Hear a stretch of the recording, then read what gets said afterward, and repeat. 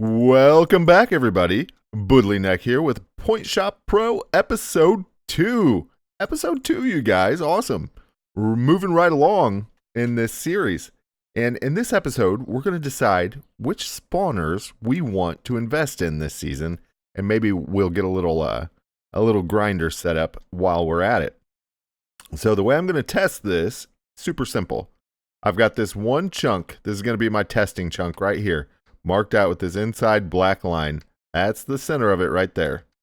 And right now, I've got, like I left off on the end of the last episode, I showed you guys this. I have this one silverfish spawner at level 3 right now. And we are going to let it just drop like that. So I'm going to empty this out, make sure there's nothing going on. And I'm going to start a timer, you guys. And I'm going to let this run for, let's say, what's a good test? Maybe 30 minutes. I'll do 30 minutes this way, dropping this way. I don't want to say the D word, but dropping in, coming to their end this way. Next, I'll put a floor in here with some water that drops them onto soul sand and see how that goes. I don't know for sure, but it really seemed like they spawned a lot faster when the floor was closer to them with water. So I want to test that also. And then after that, there goes one right there. After that, we are going to set up one single villager spawner over here.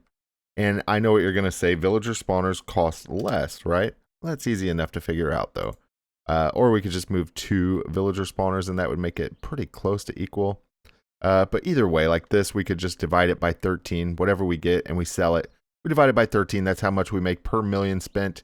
This one, we take everything, we sell it, we divide it by 6.1. And that's how much money we get per million spent. So either way, we'll figure out how much we're getting per million spent, which is really the important thing. The main benefit, though, if we could get silverfish instead of villagers, the main benefit is less drops to deal with later. So our hoppers would be able to take care of all the drops a lot easier. So if we can do silverfish, if they're close at all, then yeah, we'll definitely do silverfish.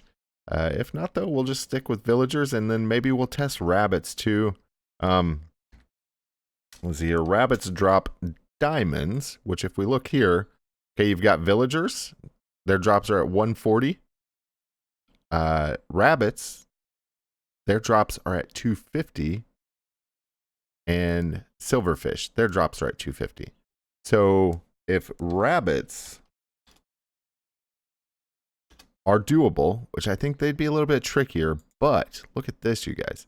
They're only 3 million, 3.4 million, and their drops are double the value of villagers and equal to silverfish. And they cost, what is that, like a fourth pretty much of the cost of silverfish? A third or a fourth? So that's a pretty big difference there. So I'm going to see if I can figure out a way to do this. A reasonable way, and we'll test those too, and maybe I'll come up with the different ideas that we'll test. So today is really just going to be all about testing spawners and see what we want to go with for the season. So a first test is set up. Let me get the stopwatch ready and get this emptied out. I'll empty it out right before I stop it. So I'm going to get the stopwatch ready, empty this out, and then we'll do a test. All right, you guys, the test is running. It's emptied out. Well, it was, unless one's dropped yet. I emptied it out, started the stopwatch, and it is running. I will let this go, and I'll be back when that hits 30 minutes or so, and stop it, and we'll get some results. I'll see you guys then. Okay, guys, as you can see, that timer is coming to an end. What I'm going to do, there we go, we hit 1 hour. What I'm going to do is just break that. That way we don't get any more drops in there. And let's see if everything has settled its way through. It has. And this is what we got from dropping silverfish for 1 hour. I went ahead and did an hour. I wasn't sure if a half hour would be good, accurate results or not. So I did an hour. I'm going to do an hour of each. And I made these chests over here to put all their drops in. So that's silverfish, dropping them for 1 hour. Here we're going to do soul sand. So all I'm going to do is just put some water in here and a hole in the middle. And some soul sand for them to land on. And we'll start it again. So as soon as I get this ready, I'll be right back. Okay, you guys, as you can see, I just moved the floor up some, just in case that matters. I don't think it does. It shouldn't. But just in case, I moved the floor up and I just covered it in soul sand. I didn't use any water or anything. I was going to push them in the middle and drop them on one piece of soul sand. But hey, this works a lot easier, and this is the same thing essentially. So I'm going to let this run for an hour. I got to collect this drop here, and there we go. Okay, this is a good time to start it. Since that one just spawned, that means I can plug this up, put this hopper in over here, and we are good to go. I need to start this timer again. Okay, and we are good to go, you guys. I'm going to let this run for an hour, and then we'll collect the results from that and put them into chest number 2. So we'll see you guys then. Okay, you guys, here we are at the end of Silverfish with Soul Sand. And what it's looking like is exactly the same. I'm going to give this last few seconds here. And time is up. So let's break that. Make sure everything has worked its way down. It has. And I think this might be exactly the same, you guys. Let's see. Go ahead and put this in here. So we've got 3 and 44 and 59. We got 3, 44, 59. Exactly the same results. Cool. Next up, I thought we would try stone. Because if I'm not mistaken, I believe in vanilla Minecraft, silverfish spawn faster when they're near stone. So I thought maybe we would rebuild this real quick. I'm going to rebuild it out of stone, get it ready. I'll probably just drop them on the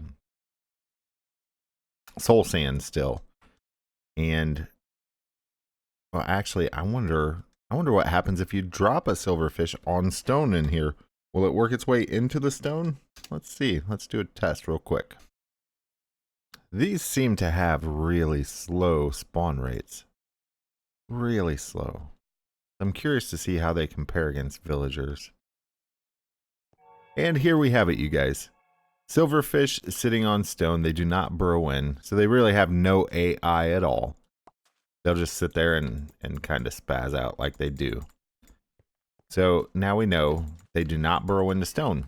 Good to know. Okay, you guys, I think we can tell from that last experiment that the stone being there did not help them spawn any faster at all. Matter of fact, I put stone above them even, and I've sat in here for a little while I've been digging this out, and not a single one has spawned. So I don't believe that stone around the spawner will increase the spawn rates at all. So that's another good thing to know. And that means it's time to move on to a new spawner to test. I'm going to get rid of everything here, and I'm going to move on to villagers, I believe. I'll just put a platform way up there, drop villagers down, and we'll compare that. As soon as I get that ready, I'll be right back. All right, you guys, here I am. I have set, oh, there goes a villager right now. I've set the villager spawner up here. I am at, what am I at here? About 150. So that's plenty of height for the villagers to land down there, and we'll get their drops. And I have got bottleneck number 10 up here, AFKing away to load this. And we have leveled this up to level 3. And as you can tell, these rates are so much faster than those silverfish. So I'm really kind of curious to see how this goes. Let me go ahead and go down here and pick up any loose drops down here. Let's pick up all this stuff.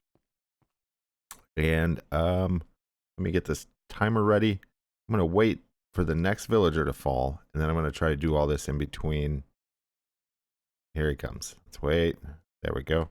Okay, so let's put you on, and let me start this timer. Okay, and there we go. I'm going to pick this up, and we've got 1 hour to go, you guys. I'm going to let this run for an hour, and we will see how it goes. Okay, you guys, here is the end of the villager test. Let's give it that last, there we go. That was 1 hour with villagers. Let's see if everything has worked its way down.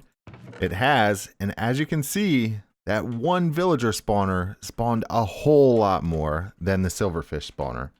Let me go ahead and stop this stopwatch real quick, and we will reset it.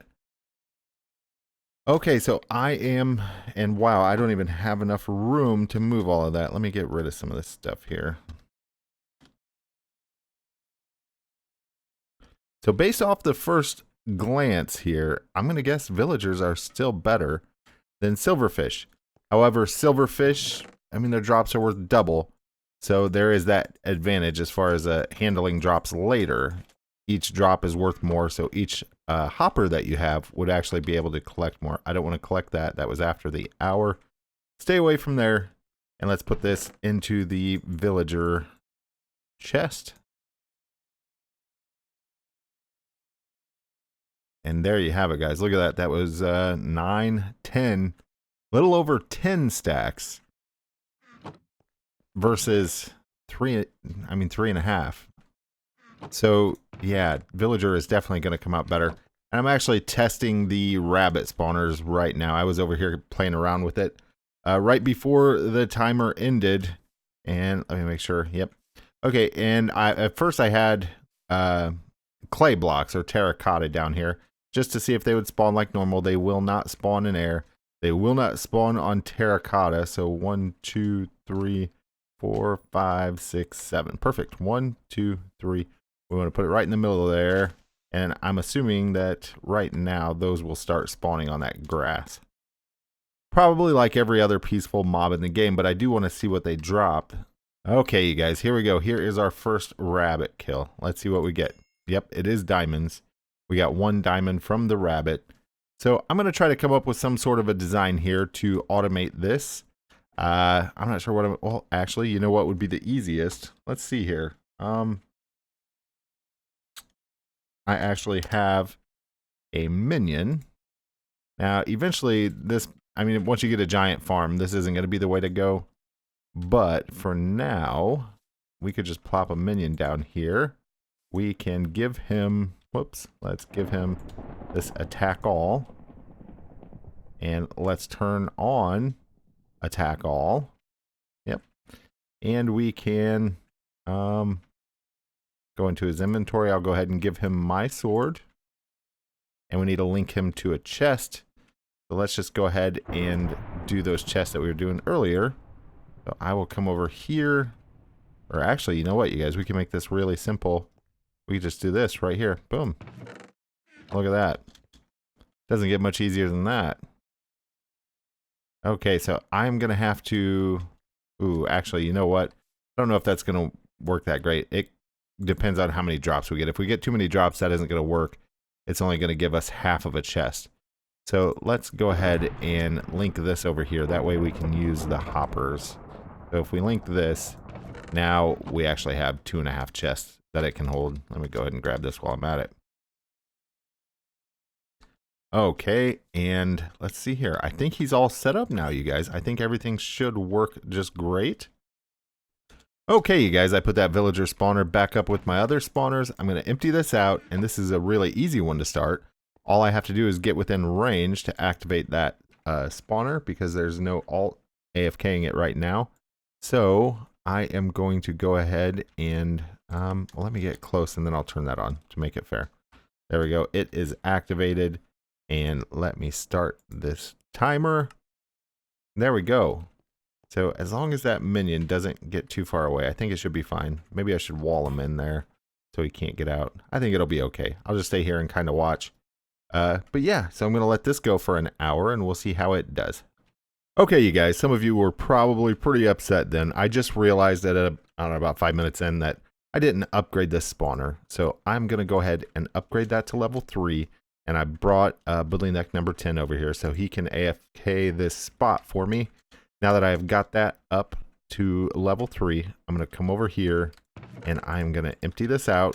And I need to hurry up and reset that timer and start it up again. There we go. Okay, you guys, here we go. It is the end of the hour for the rabbits. And this is what we got with 1 hour on the rabbits. Which doesn't look like much, but remember, that's the cheapest of all of the spawners. If I had to guess right off the bat, I'm going to say villagers are probably still going to win. The only advantage I would say to silverfish is that these drops are worth double. But I'm going to say rabbit is probably going to beat silverfish. But it's also going to be harder to make a big scale rabbit farm, I believe. So I don't know. We'll do the math real quick. I'm going to add these up and figure out how much per million per million spent that you would make per hour off of each one, then you have to take the other stuff into consideration. Like, well, with the silverfish, you could also get experience from that, and also from the rabbits. If you have, for instance, this minion, after an hour, he got 45 experience. That's not really worth even worrying about. But the silverfish also drop experience, and that could be a thing to think about when you're trying to decide what you want to do.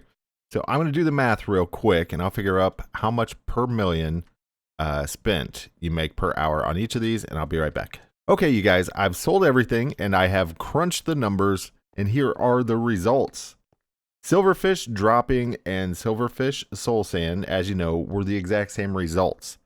It ended up being 36,580 per hour that you earn per silverfish spawner, but that only comes out to 2,814 per hour per million spent.